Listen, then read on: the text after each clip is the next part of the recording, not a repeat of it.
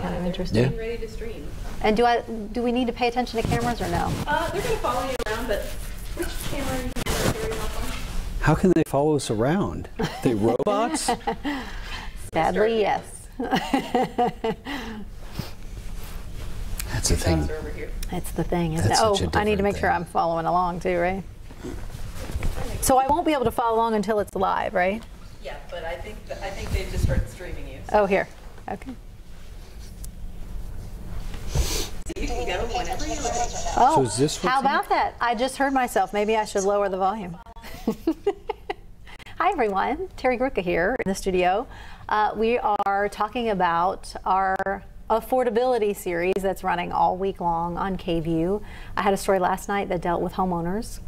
Tonight is about business owners. And Drew Sheberly from the Chamber of Commerce is joining me today to talk a little bit about some of the issues that you've been dealing with in the Chamber. And so we want you to weigh in if you have questions or you have thoughts or any ideas. This is your chance to ask away, and we'll try to answer those for you today. You had mentioned that you all have really taken like kind of the door-to-door approach here lately to find out how the affordability issue is affecting businesses. What have you done? Yeah, we just went down South Lamar and had somebody who went and talked to 100 business owners or managers from Black Sheep to Kirby Lane to some of the iconic businesses and to all of the businesses that are along South Lamar. And we asked him basically a couple of questions about challenges that they're facing as companies. And the biggest things they were telling us were taxes. They were talking about permitting to be able to expand their business or change parts of their physical appearance. A couple of them mentioned the bag ban, a couple of them mentioned, but there were a whole series of different things that they were saying. But by far and away, permitting was their biggest concern, and real estate cost. For sure. Somebody here mentioned, Gabriel Torres said $2,500 more for company insurance this year. Yeah. We also heard about the sick leave policy that Austin has implemented. That's a struggle for a lot of business owners. Yeah, I think what didn't really get into the dialogue with Austin City Council was that employers now will have to carry a cost over of 8 days of sick leave. And that means that they've got to carry it on their balance sheet. It's harder for them to get loans. It's harder for them to do credit because they've got to account for that in their business. And if they weren't accruing, they now need to. The other thing that a number of business people will be finding out soon is that the city of Austin now has subpoena power over their payroll. So that's something that I think for some who said, hey, I've got some version of paid sick leave, now they have to deal with subpoena power. And that means they have to show their books to the city if they come asking? That the city now has, there is a lawsuit that's been filed at the state level. That's one of the areas in which there's a claim that the city overstepped its jurisdiction. Let's talk about the rent issue, because tonight my story focuses on a mom and pop flower shop, and they've been in East Austin for decades. Their whole family owns businesses, and they're seeing their friends have to vacate because they're renting. The rents have doubled, and they can't afford to stay there, so they're losing customers, and they're even, these companies who are staying are losing their customers because people are being shoved out. Yeah, there's a lot of it is tied to just supply and demand. You've got so many people that continually are moving into Austin, and the Austin City Council and the Land Use Code just haven't anticipated this growth. And I think there are a number of people who have said, well, if we try and make it an unpleasant place to be, then people will stop coming here. And since 1900, we've doubled in population every 20 to 25 years. So, you know, you'll see longtime business people who will say my rent is increasing by 20, 50, 100% because there's just not enough space for the number of people who want to be here. And so if we don't plan for it, that'll continue to be the case. Which creates challenges for businesses, locally owned businesses, because they have to then figure out how do they account for that cost. Someone here mentioned that, okay, somebody's calling me while we're doing this live, sorry. Somebody here mentioned, you know, that our incomes, our salaries have not increased in the same proportions as some of the businesses are increasing, you know, what they're taking in, but they're also paying more out. Yeah, for the last 5 years, per capita income improved by 20%, but our property taxes have increased at a much faster rate, and really has to do with the City Council's decision up until now not to address the planning for growth. And so I think we'd be really happy if our city had planned for the infrastructure and had planned for the residential and commercial needs that we had. And they're doable, but we were so far behind that we've got a lot of catching up to do. That's what is it too late? I mean, I think people are, we're all kind of at the point where I think everyone is feeling it. I mean, I was hearing last night from people from Dripping Springs, from Bastrop, who've moved out of Austin into these communities, and now they're seeing it there too. Have we waited too long to do something? Well, certainly, I think that it would have been better to have dealt with this 10 years ago, 20 years ago. There were some wise souls in the 1980s who were in Austin city government, very progressive, and said, we can be a progressive town as long as we make sure that people can get around town and get their trash picked up, and when they turn on their faucets, things get done. And that level of planning really abated in the 90s and 2000s, and it made it a deeper hole. Both at the state level, where our construction needs, we were way behind on roads. We still don't have a solution to I-35. So it's not just an Austin area issue, but it's made it a deeper hole to dig out of. And it makes me think, you know, Jim Hightower said the first rule of holes is when you're in one, stop digging. So the City Council needs to act this summer on a code next that can plan for the growth we know is going to come here, or else it'll push more and more of us out. So let's talk incentives. I hear a lot about that from people. I form my own opinion based on what I've heard. I've done more research because that's a story that will air Thursday. Where does the chamber stand as far as incentives for big corporations goes? For big corporations. So our position has been for years that we think that incentives ought to be provided for companies that have multiple choices. They could go anywhere. That they are going to be cash positive for Austin taxpayers. That these are things where the benefits to Austin are going to be much greater than those that are not.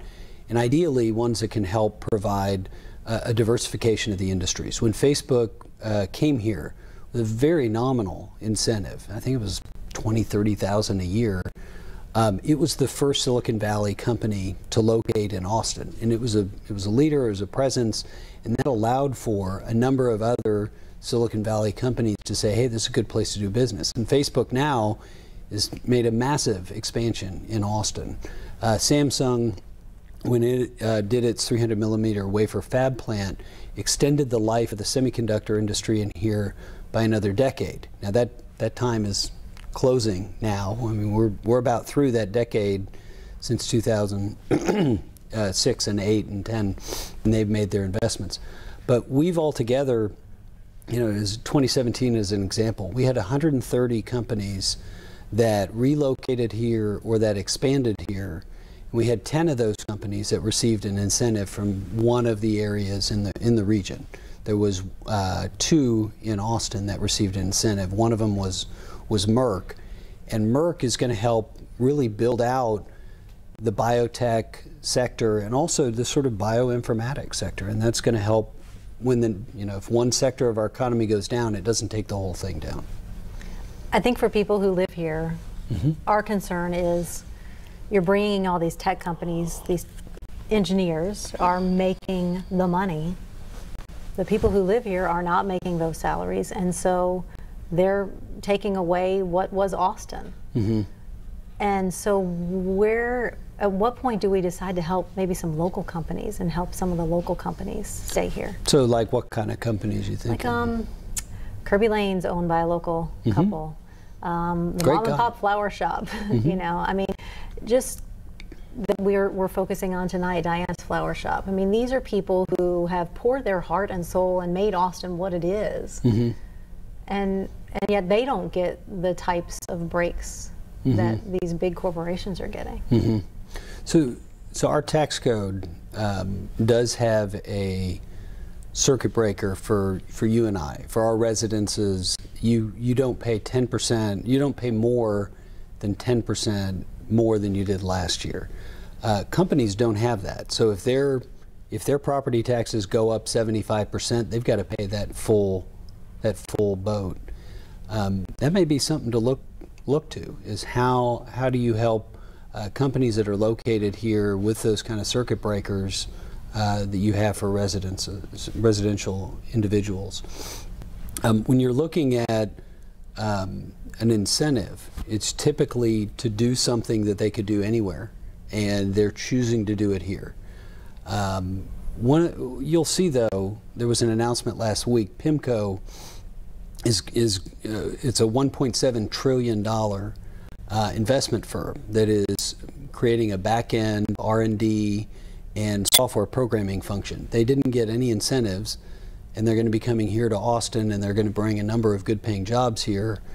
So there'll be benefits because they do business all throughout Austin already, and this is going to help expand that in the financial sector and in others.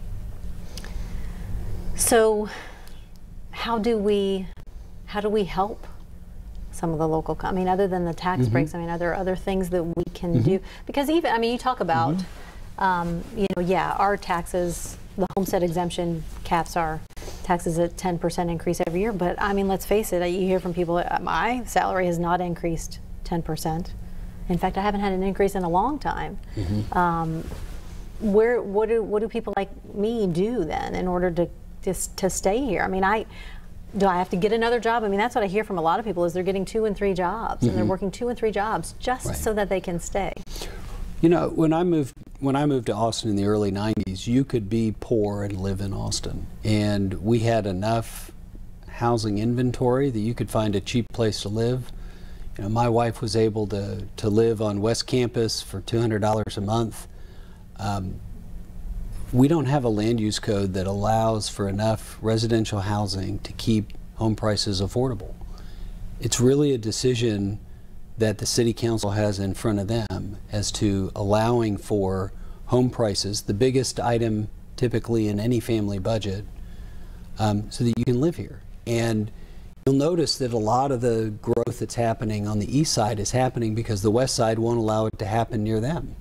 So, you know, places with large chunks of land, Muni Golf Course, areas all that are considered political hot buttons, you know, you have an organized resistance against adding dense development in any of the west side.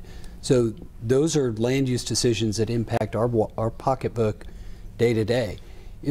Most places would kill for a 20% increase in the per capita income. It only feels like we're poorer because we've had a council that has not allowed for the kind of development so that people can keep their home prices fairly moderate. So I know you all as a chamber are trying to change the conversation. What role do you play in helping make some of these things happen? So we've joined with an interesting coalition of environmental groups, bicycle activists, business community folks around something called Evolve. And Evolve is focused on updating the land use code, Code Next, and accomplishing by the end of June something that can plan for the growth that we envisioned and imagine Austin. I think that's one key thing. We also are advocating to the Texas Department of Transportation to make sure that we get an I-35 plan. It is the most congested roadway in Texas, the 4th most congested in the country. I know when North Mopac opened, even though it was a little behind schedule, it made a felt difference in the daily movement of people in the northwest corridor of Austin. And so we have been a longtime advocate for making sure that folks can get around town.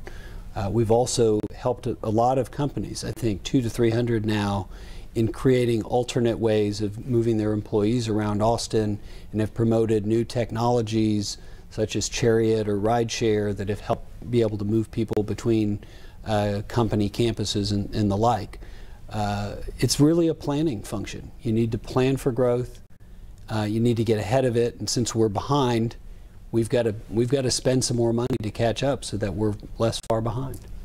But that worries me, because if we're spending more money, then again, who's paying for that? Are we going to end up paying for that? Yeah, we're going to have to pay for it. So, you know, we've also argued to the state they need to quit taking so much of our money in school funding. This Austin School Board met. The Austin Chamber was there last night when Austin ISD announced that the state is going to take $670 million from Austin taxpayers of your tax next bill. year. That's right. And that's the biggest part of your tax bill. So we'll be sending more to the state in Robin Hood payments than we will in city taxes next year. So that's where the increase in your pocketbook taxes are going, is to the state. They're not using that to increase funding for schools. They're using that to reduce state funding for their state level of funding. And so those are things that are having an impact on folks. We could cut our property taxes by about 43 tax pennies, equivalent of, for some, $1,000, if you just took into account what we're paying in Robin Hood taxes. What would, let's say we did away with all the incentives, because looking at the amount of incentives that we've given these large corporations, the 9 corporations that currently have agreements with the city got $11 million last fiscal year. The overall, so I think since 2006, the city has given $95 million to these big corporations.